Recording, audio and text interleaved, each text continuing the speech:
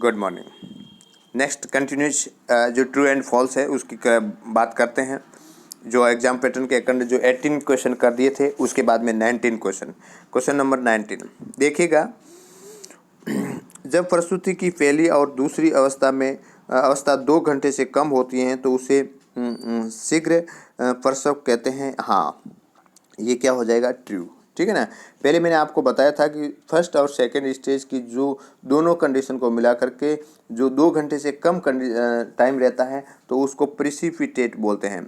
Precipitate labour. Precipitate labour का दूसरा जो नाम है वो है रैपिड लेबर, है ना। Rapid labour. और तो इसको ये जो आंसर है वो रहेगा ट्रू।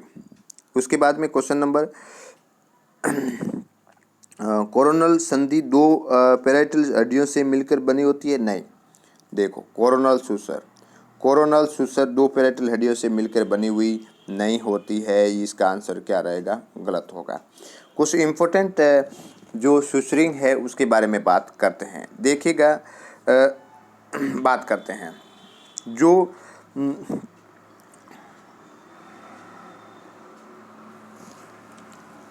सुसर की बात करते हैं। यहाँ से स्टार्ट करते हैं। सुसर कौन कौन सी बॉन्ड से मिलकर के बने होते हैं और उसको किस नाम से जानते हैं उसके बारे में वहाँ पे आया था कि कोरोनल सुसर 2 पैराइटल हड्डियों से मिलकर बना होता है। नहीं, तो देखिएगा जो कोरोनल सुसर है वो एक पैराइटल और एक फ्रंटल बॉन्ड से मिलके बनी होती है। ठीक है। दूसरा है लैम्डोइड सुसर है वो पैराइटल और ऑक्सीपिटल बॉन्ड से मिलकर बनी होती हैं। दूसरा है स्क्वेमस जो सुसर है वो किससे बना होता है? वो बना होता है पैराइटल और टेम्पोरल बॉन्ड से मिलकर बना होता है। और जो 2 पैराइटल बॉन्ड से मिलकर बना होता है उसको बोलते हैं उस 2 पैराइटल बॉन्ड से मिलकर बना होता है उसको बोलते हैं सेजाइटल सुसर। कौन सा सुसर? सेजाइटल सुसर बोलते हैं। ठीक है। और उसके बाद में जो फ्रंटल सुसर है वो 2 फ्रंटल बॉन्ड से मिलके बना होता है। बस आपको याद रखना है इतना ही, इसके बाद में कोई भी याद नहीं रखना है। यदि सुसर की बात आएगी तो वो इसके अंदर से आएगी। याद रखने का तरीका देखिएगा कि ये कोरोनल सुसर है, फ्रंटल और पैराइटल बॉन्ड के बीच में मिला होता है। पीएफ। उसके बाद में लैम्डोइड सुसर है वो पैराइटल और ऑक्सीपिटल बॉन्ड से मिलकर बना होता है। स्क्वेमस सुसर होता है वो जो बना हुआ होता है वो पैराइटल और टेम्पोरल बॉन्ड से मिलकर बना होता है। और सेजाइटल सुसर होता है वो 2 पैराइटल बॉन्ड से मिलकर बना होता है। उसके बाद में 2 फ्रंटल बॉन्ड से बीच में जो सुसर बनता है वो फ्रंटल सुसर कहलाता है। तो देखिएगा, एक तो फ्रंटल सुसर हो गया, एक कोरोनल सुसर हो गया, एक लैम्डोइड सुसर हो गया, एक स्क्वेमस सुसर हो गया और एक सेजाइटल सुसर हो गया। तो ये इम्पोर्टेंट है, इसको याद कैसे रखना है। देखिएगा, मैंने आपको लिखा था इसको फ्रंटल सुसर को याद रखने का कोई दिक्कत नहीं है 2 फ्रंटल बॉन्ड के बीच में। दूसरा सेजाइटल सुसर को याद रखने का भी कोई दिक्कत नहीं होगा, सेजाइटल 2 पैराइटल बॉन्ड के बीच में, है ना। अब देखो पीएफ को पीओला पीटीएस, ये याद रखो, ऐसे याद रखो। तो फ्रंटल से फ्रंटल हो गया, कोई दिक्कत नहीं है। और उसको जो ये सेजाइटल है वो 2 पैराइटल बॉन्ड से मिलकर बना हुआ है, तो उसको आप एक कॉमन रूप से बोल सकते हो उसको साप, है ना। SAPP साप, है ना। तो SA का मतलब होता है सेजाइटल और 2PP मतलब 2 पैराइटल बॉन्ड। तो फ्रंटल वाला याद हो गया। दूसरा साप आपको सेजाइटल याद हो गया। दूसरा आपको याद रखना है ये जो है पीएफ को मतलब कोरोनल सुसर होता है वो पैराइटल और फ्रंटल बॉन्ड से मिलकर बना होता है। पीएफ को पीओला, है ना, पीओला। जो लैम्डोइड सुसर है वो है क्या है? लैम्डोइड जो सुसर है वो है पैरेटल और ऑक्सीपिटल बॉन्ड से मिलके बना हुआ होता है। पीएफ को पियोला पीटीएस, देखो यहाँ पे पीटीएस, एस का मतलब है स्क्वेमस, स्क्वेमस सुसर, और ये स्क्वेमस सुसर किससे बना होता है? पीटीएस से मिलके बना होता है। इसको अच्छे से पढ़ लीजिए, इसको ऐसे पढ़ेंगे तो आपको एग्जाम के टाइम में आपको दिक्कत नहीं आएगा। तो एक बार और बता देता हूँ, एफ से एफ फ्रंटल सुसर हो गया कंप्लीट। सेजाइटल के अंदर मैंने आपको बुलाया था सांप, है ना, 2 पैराइटल बॉन्ड है, वो सेजाइटल के अंदर हो गया। दूसरा है पी एफ को, जो कोरोनल सुसर है वो पी एफ मतलब पैराइटल और फ्रंटल से बना हुआ है। पी एफ को पियोला, पियोला है, लैम्ब्डल सुसर है वो किससे बना होता है? पैराइटल और ऑक्सीपिटल। और पीटीएस स्क्वेमस है, यहाँ पे एस का मतलब क्या हुआ? स्क्वेमस जो सुसर है, और ये किससे बना होता है? पैराइटल और टेम्पोरल बोन से। तो ये सब आपको याद रखना है। नेक्स्ट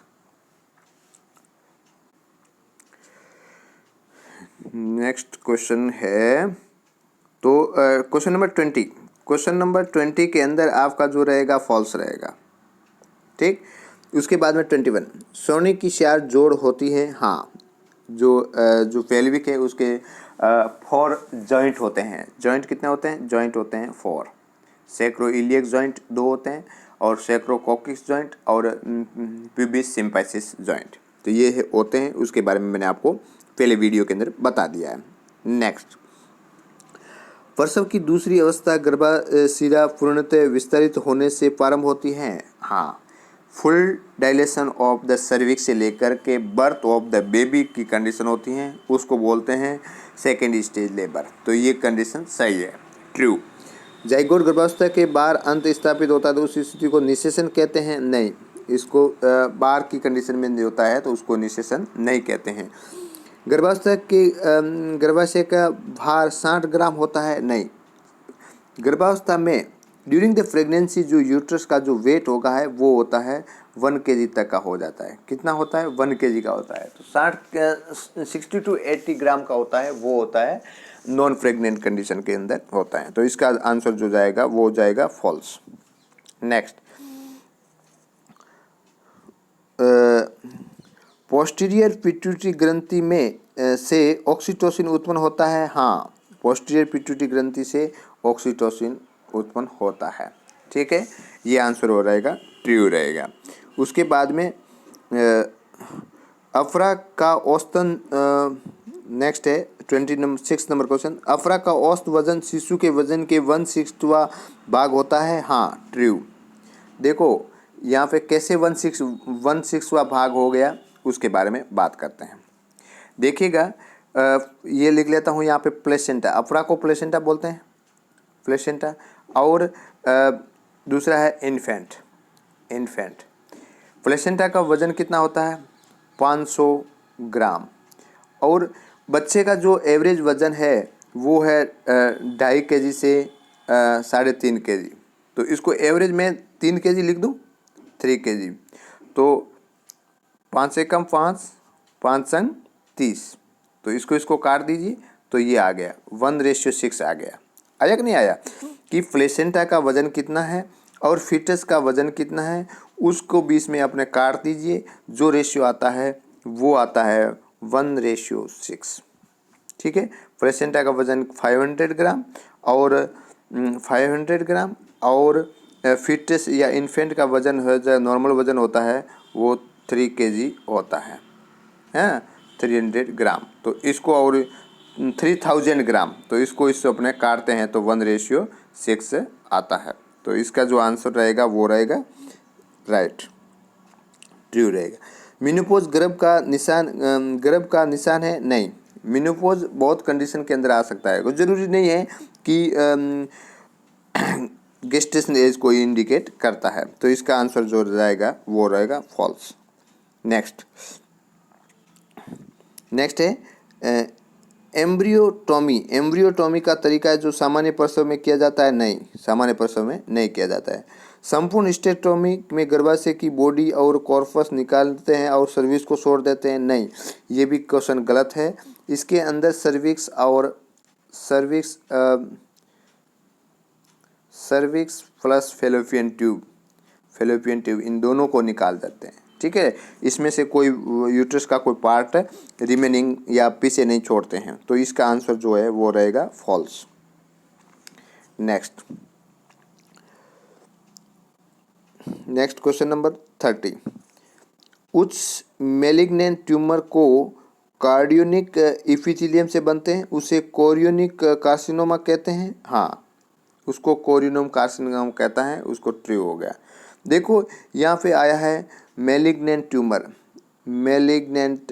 ट्यूमर, और उसके अंदर ट्यूमर एक दो वर्ड से मिलके बना, एक तो कार्सिनोमा, एक तो होता है कार्सिनोमा और एक होता है सार्कोमा।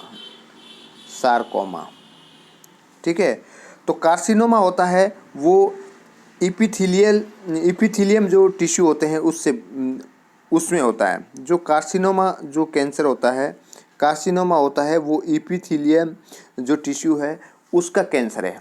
और यदि सार्कोमा आएगा तो मिस सेमिनेंट जो टिश्यू होते हैं तो उससे होता है। ठीक है ना, माइस सेमिनेंट। तो ध्यान रखना है कि जो इपिथेलियल जो कार्सिनोमा है वो इपिथेलियम टिश्यू बोलते हैं, तो ये उसका आंसर क्या हो जाएगा, राइट हो जाएगा, इसका ट्रू हो जाएगा।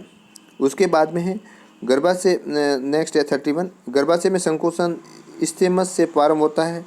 गर्भाशय में जो कॉन्ट्रैक्शन है वो इस्थेमस से प्रारंभ होता है, नहीं। भ्रूण कपाल का वॉल्ट 10 हड्डियों से मिलकर बना होता है, नहीं। कितने हड्डियों से मिलकर बना होता है, 7 हड्डियों से मिलकर बना होता है। कितने हड्डियों से मिलकर बना होता है, 7 हड्डियों से मिलकर बना होता है। देखिएगा 7 हड्डियाँ कौन कौन सी होती है। The vault, the bone of the vault, the bone of the vault, the bone of the vault, उसके अंदर है 2 फ्रंटल बोन रहेगी, 2 पैराइटल बोन रहेगी, 2 टेम्पोरल बोन रहेगी, 1 ऑक्सीपिटल बोन रहेगी। 2, 4, 6 और 7 बोन से मिलकर के ये वॉल्ट का फॉर्मेशन होता है। ठीक है, ये देखो फीटल स्कल है, उस फीटल स्कल के अंदर कौन कौन से, एक तो फेस वाला पार्ट है, बेस वाला पार्ट है और एक वॉल्ट वाला पार्ट है। और वो वॉल्ट पार्ट है उसके अंदर है 10 जो बोन लिखा हुआ था वो 10 बोन जो है वो गलत है, और कितनी बोन होगी, 7 बोन हो गई। तो ये क्वेश्चन इसका फॉल्स रहेगा। नेक्स्ट क्वेश्चन देखिएगा, यूटोसिया असामान्य प्रसव को कहते हैं, यूटोसिया असामान्य प्रसव को कहते हैं, नहीं। यूटोसिया नॉर्मल प्रसव होता है उसको बोलते हैं, नॉर्मल प्रसव होता है ना उसको बोलते हैं यूटोसिया। तो असामान्य प्रसव है, एबनॉर्मल यूट्रस होता है उसको यूटोसिया नहीं बोलते हैं, तो ये रहेगा फॉल्स। ठीक है, नेक्स्ट, सिफे हेमेटोमा सुसर रेखा को पार नहीं करता है। देखो ये ट्रू बोल रहा है, सेफे हेमेटोमा सुसर लाइन को पार नहीं करता है, ये ट्रू है, ये ट्रू है। कैपुट सुसेडेनम होता है, कैपुट सुसेडेनम होता है वो है जो क्या करता है, सुसर लाइन को पार करता है। देखिएगा कैपुट सुसेडेनम और हेमेट सुसेडेनम के बीच में क्या डिफरेंस है उसके बारे में। ये बर्थ इंजरी के टाइम में होता है, डिलीवरी के टाइम में ये दिक्कत होती है, कॉम्प्लिकेशन है, उसके बारे में बात करते हैं। देखिएगा 2 वर्ड है, एक तो आपका जो अभी क्वेश्चन के अंदर आया था कि सेफेलोहेमेटोमा वो सुसर लाइन को क्रॉस करते हैं या नहीं करते हैं। उसमें क्वेश्चन के अंदर था कि सेफेलोहेमेटोमा है वो सुसर लाइन को क्रॉस करते हैं, तो वो क्वेश्चन क्या था, नहीं करते हैं। Swelling does not cross suture line, यहाँ पे वर्ड आया है कि ये सेफेलोहेमेटोमा के अंदर जो है वो स्वेलिंग है, सूजन है, वो सुसर लाइन को क्रॉस नहीं करती है। तो कौन करती है उसके बारे में बात करते हैं। देखो यहाँ पे लिखा हुआ एडिमा एक्सटेंड अक्रॉस द सुसर लाइन, कैपुट सुसेडेनम आया। यदि कैपुट सुसेडेनम आता तो कैपुट सुसेडेनम यदि सुसर लाइन को पार करता है तो येस होगा, तो ट्रू होता। ठीक है, तो ये जो आया है तो ये उसके अंदर क्या रहेगा, फॉल्स रहेगा। बहुत ही इम्पोर्टेंट ये जो लेक्चर है, देखिएगा इसके अंदर जो कैपुट सुसेडेनम और सेफेलोहेमेटोमा इन दोनों के डिफरेंस को आपको देखना बहुत ज़रूरी है।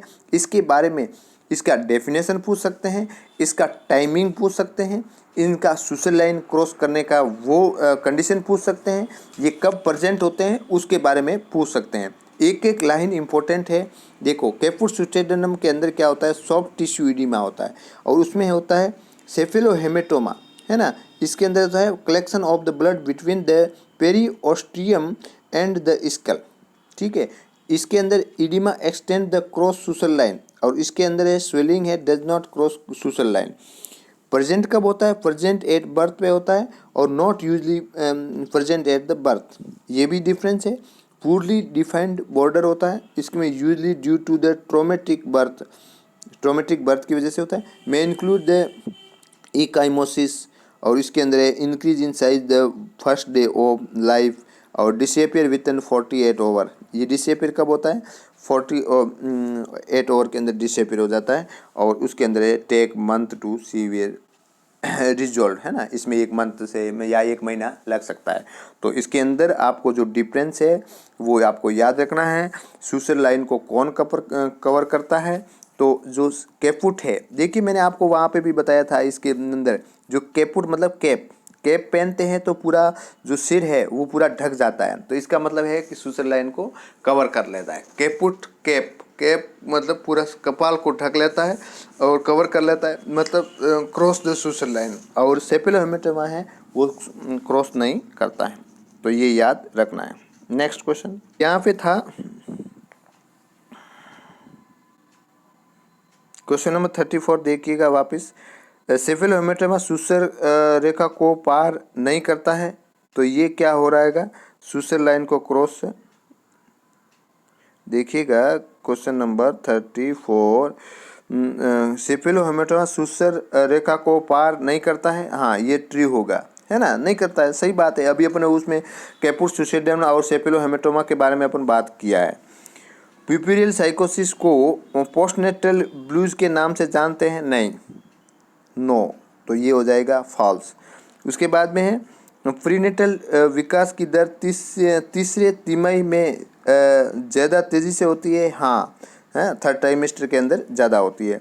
उसके बाद में ओवम में 36 गुणसूत्र होते हैं, नहीं, कितने होते हैं, 23 क्रोमोसोम्स होते हैं, तो 38 नहीं होगा। उसके बाद में एंटीनेटल केयर माता को प्रसव के समय दी जाती है, नहीं, माता के एंटीनेटल केयर माता के पहले बताया जाता है ना, एनसी केयर, तो ये प्रसव के टाइम नहीं दिया जाता, उससे पहले दिया जाता है, ठीक है। उसके बाद में है 39, स्तनपान एक सामान्य गर्भ निरोधक उपाय है, यस, ट्रू।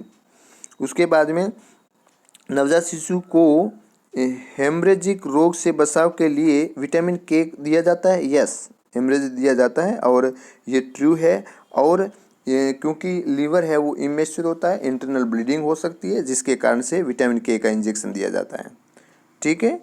नेक्स्ट उसके बाद में है गर्भावस्था के तीसरे सप्ताह में गर्भाशय का फंडस नाभि स्टेनम के जीपी स्टेनम के मध्य होता है। देखो 30 वीक्स पे होता है वो फंडस नाभि एम्बलाइकस एंड जीपी स्टेनम के मध्य होता है, तो ये हो गया ट्रू। मैंने आपको पहले उस 60 के अंदर भी बताया है।